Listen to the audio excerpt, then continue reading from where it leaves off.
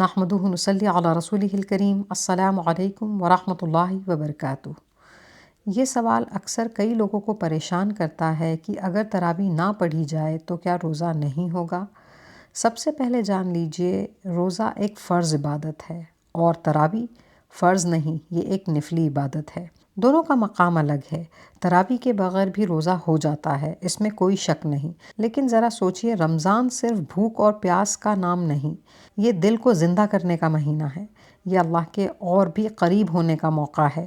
رمضان میں ہر چیز، ہر چھوٹی نیکی 10 سے لے کر 700 گنا تک بڑھا دی جاتی ہے۔ تراویح نہ پڑھنے پر گناہ نہیں، لیکن اگر پڑھ لی جائے تو بہت بڑا اجر ہے۔ الحمدللہ، اس شخص کے صغیرہ گناہوں کو معاف کر دیا جاتا ہے۔ سبحان اللہ۔ جس کا دل چاہے، جو اللہ کے اور قریب ہونا چاہتا ہے، وہ ضرور پڑھے، جس کا دل نہ چاہے وہ نہ پڑھے۔ روزے سے تراویح کا کوئی تعلق نہیں، بغیر تراویح کے روزہ ہو جائے گا۔